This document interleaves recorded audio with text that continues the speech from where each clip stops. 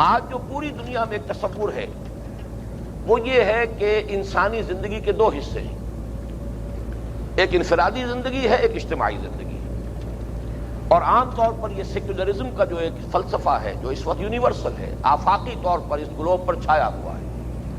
اس کے خلاف تو اگر کوئی قوت جو ہے کسی درجے میں اگر وہ کوئی اس کی مزاحمت کر رہی ہے تو وہ تو صرف مسلمان ممالک کے اندر وہ تحریکیں ہیں جو دین کے ایک ہمہ گیر تصور کے تحت جو چاہتے ہیں کہ پوری انسانی زندگی جو ہے اللہ کے دین کے تابع ہو جائے، ورنہ اس وقت پوری دنیا میں جو اصول مسلم ہے وہ یہی ہے کہ انسانی زندگی کے دو خاکے علیحدہ علیحدہ ہیں، دو حصے علیحدہ ہیں، ایک انفرادی ہے اور مذہب کا تعلق انسان کی انفرادی زندگی سے۔ اجتماعی زندگی جو ہے اس میں آپ اس کی معاشرت، اس کی معیشت، اقتصادی نظام یا معاش، سیاسی نظام، یہ تین گوشے ہیں اجتماعی زندگی کے، ان کا تعلق کسی مذہب سے نہیں ہونا چاہیے۔ اس سلسلے میں تو صرف لوگوں کی کثرت رائے، اس کے نمائندوں کی کثرت رائے سے جو فیصلہ ہوگا وہ کیا جائے گا، اتفاقاً وہ کسی مذہب کے مطابق ہو جائے، فیصلہ تو ہو جائے، لیکن کہیں بھی کسی مذہب یا کسی آسمانی ہدایت کو کسی دلیل کے طور پر استعمال نہیں کیا جا سکتا کہ چونکہ فلاں مذہب میں یا فلاں آسمانی کتاب میں یہ بات درج ہے لہذا ہمیں یہ فیصلہ کرنا ہے یا یہ قانون نافذ کرنا ہے، یہ نہیں ہوگا۔ وہاں تو جو بھی کچھ ہوگا وہ لوگوں کی اپنی آزادانہ کثرت رائے کے ساتھ فیصلہ ہو جائے گا۔ یہ جو زندگی کو دو حصوں میں تقسیم کر دیا گیا، میں اسی کے حوالے سے بات کر رہا ہوں، اس لیے کہ جیسا کہ میں ابھی عرض کر چکا ہوں، جو تصورات عام ہو چکے ہوں ہمیں ان کے حوالے ہی سے بات اگر کریں گے تو آسانی سے سمجھ میں آئے گی اور زیادہ لوگوں کے ذہنوں تک اس بات کو ہم پہنچا سکیں۔ تو انسانی زندگی کے بلکہ یہیں پر نوٹ کرتے چلیے کہ یہ جو دو میں نے حصے گنوائے ہیں ان کو بھی تقسیم کر لیجئے، 3 جمع 3 6، یعنی جو انفرادی زندگی کا معاملہ ہے جس کو وہ مذہب سے متعلق ماننے کو تیار ہے اور آزادی دیتے ہیں، آپ جو چاہیں کریں، اس کے بھی 3 حصے ہیں، عقائد ہیں، ڈوگما ہے، جو چاہیں مانیں آپ، ایک خدا کو مانیں، 1000 کو مانیں، کسی کو نہ مانیں، آپ کو اختیار ہے۔ دوسرے یہ کہ کچھ موڈز آف ورشپ، عبادات، نماز پڑھیں، پوجا پاٹ کریں، کوئی گرنتھ صاحب کا اکھنڈ پاٹ کریں، جو چاہیں کریں، تو آپ کو اختیار ہے، پوری آزادی۔ اور تیسرے کچھ سوشل رائٹس اینڈ ریچولز ہوتے ہیں، کچھ کسٹمز ہیں، ڈیڈ باڈیز کو کس طریقے سے ڈسپوز آف کیا جائے گا، جلانا ہے یا دفن کرنا ہے، یا یہ کہ چیلوں کے لیے، کووں کے لیے کہیں اوپر رکھ دینا ہے، ان کی غذا منع ہے، آپ کو اختیار ہے۔ اسی طریقے سے پیدائش کو سیلیبریٹ کرنا ہے، عقیقہ کرنا ہے، کوئی بطمہ دینا ہے یا کچھ اور کرنا، جو چاہے کرنا۔ اسی طرح شادی، اگرچہ جہاں تک تو فیملی لاز کا تعلق ہے اس سے تو آج کل سمجھا جاتا ہے کہ یہ مذہبی اور آزادی والے گوشے سے متعلق نہیں ہے، بلکہ یہ تو چونکہ لا ہے اور یہ در حقیقت معاشرتی زندگی کی اصل بنیاد وہی ہے، لہذا اسے وہ لے گئے ہیں اجتماعی حصے میں۔ لیکن جیسا کہ آپ کو معلوم ہے کم سے کم بھارت میں مسلمان ابھی تک اور کافی کامیابی کے ساتھ ریزسٹ کرتا رہا اس کوشش کو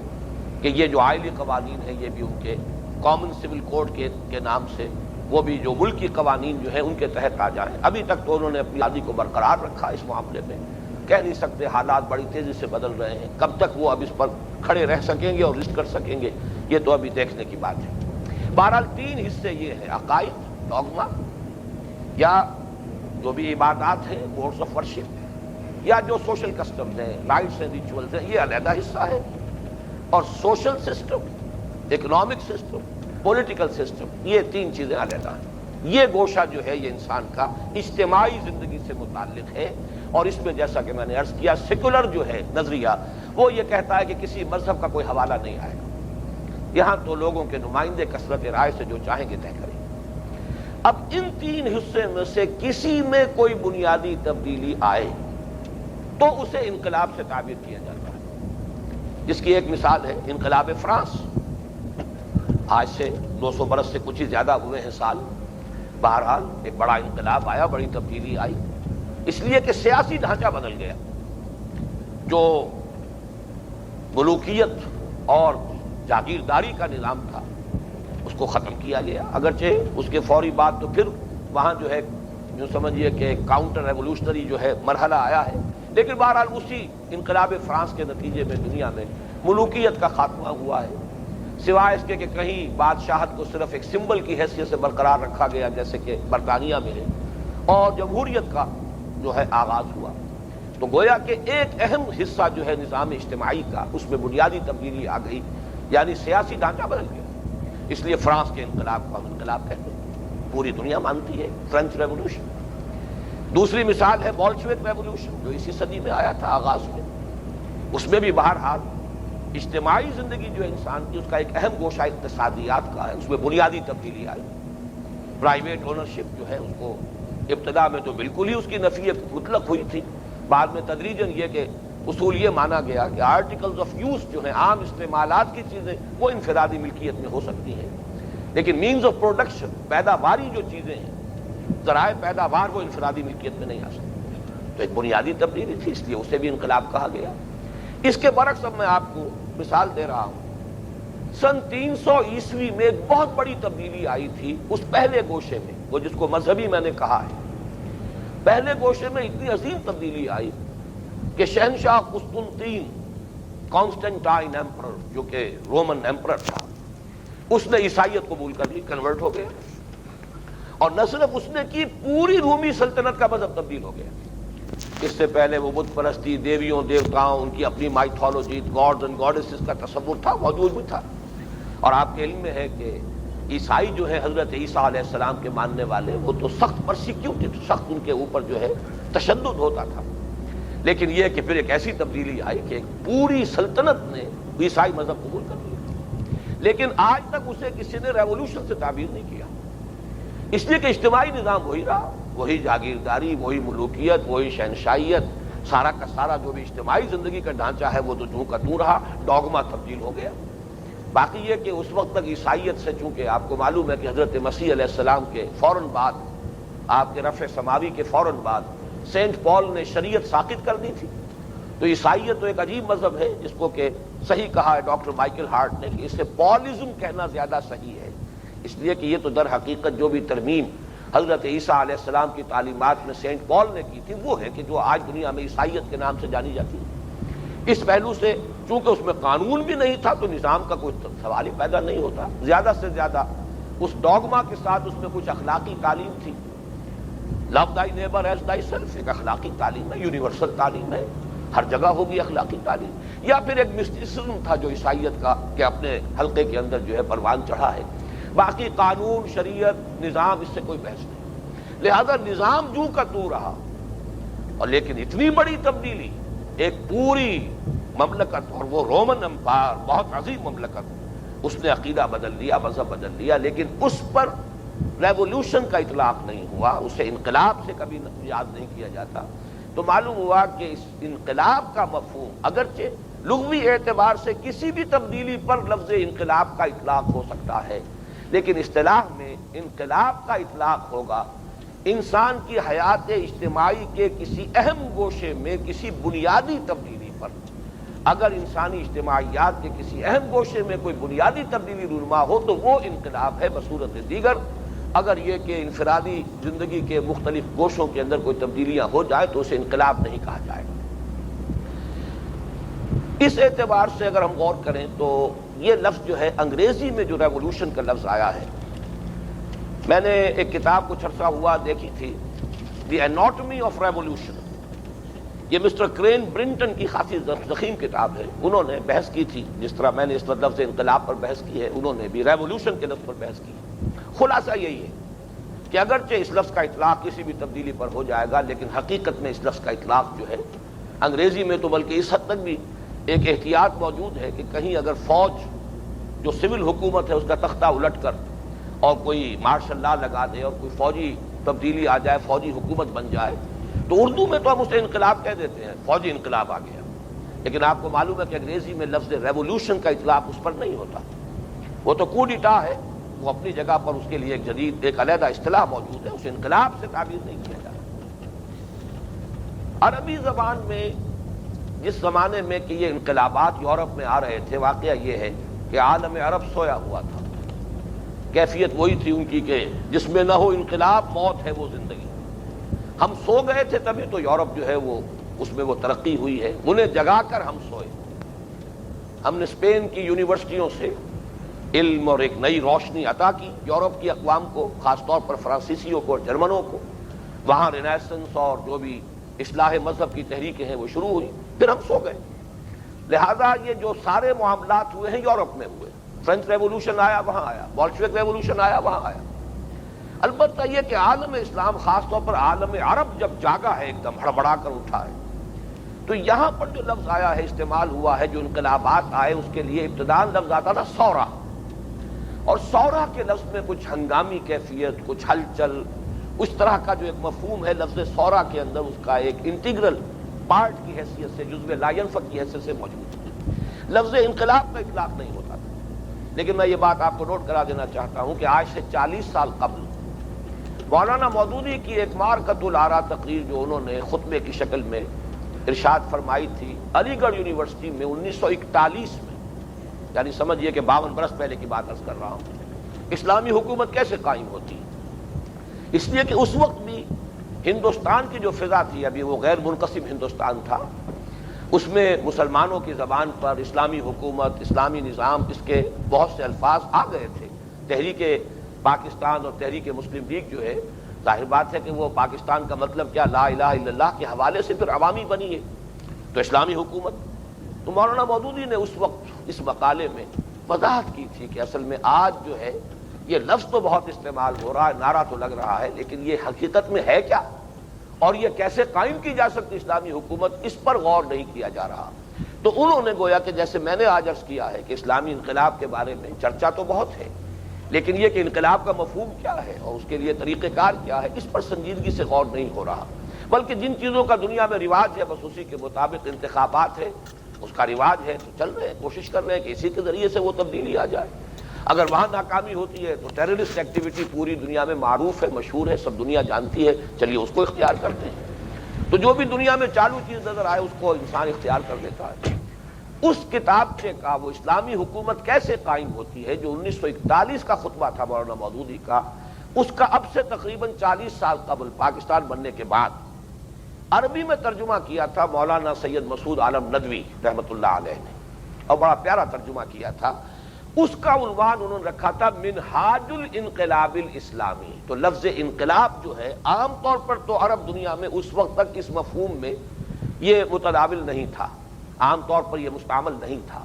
لیکن مولانا مسعود عالم صاحب نے یہ لفظ استعمال کیا، منہاج الانقلاب الاسلامی، اسلامی انقلاب کا منہاج، اس کا طریقہ کار۔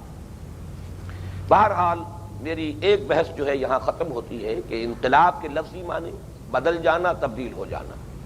اس اعتبار سے کسی نوع کی تبدیلی پر اس کا اطلاق ہو سکتا ہے۔ اصطلاح میں انقلاب کہتے ہیں انسانی زندگی کے اجتماعی گوشوں میں سے کسی اہم گوشے میں کوئی بنیادی تبدیلی پیدا ہو تو وہ انقلاب ہے۔ اب آئیے دوسری بحث ہے، تاریخ انسانی کا جائزہ لیتے ہیں تو کامل ترین، ہمہ جہت، ہمہ پہلو، گمبھیر ترین انقلاب محمدی ہے صلی اللہ علیہ وسلم۔ وہ تبدیلی جو آج سے 1400 برس قبل جزیرہ نماء عرب میں نبی اکرم صلی اللہ علیہ وسلم اور آپ کے جانثاروں کی جد و جہد کے نتیجے میں برآمد ہوئی۔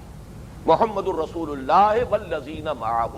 صلی اللہ علیہ وسلم ورضی اللہ تعالی عنہم اجمعین، انہوں نے جو تبدیلی پیدا کی، میں بھی یہاں لفظ انقلاب استعمال نہیں کر رہا، تبدیلی برپا ہوئی، تبدیلی تو ہوئی، لیکن یہ کہ وہ تبدیلی کہ جو آپ کے اور آپ کے جانثاروں کی جد و جہد، جان غسل جد و جہد، نہایت سخت مشقت، محنت، ایثار، قربانی، مصائب جھیل کر، تکلیفیں برداشت کر کے جو تبدیلی آپ نے رونما فرمائی، وہ تاریخ انسانی کی جامع ترین، ہمہ گیر ترین، گمبھیر ترین، کامل ترین، ہمہ جہت، ہمہ پہلو تبدیلی۔ اس لیے کہ وہاں آپ دیکھیے کہ 6 کی 6 چیزیں بدل گئی، انفرادی زندگی کے تینوں چیزیں بھی بدل گئی۔ آپ کو معلوم ہے عقیدہ بدل گیا،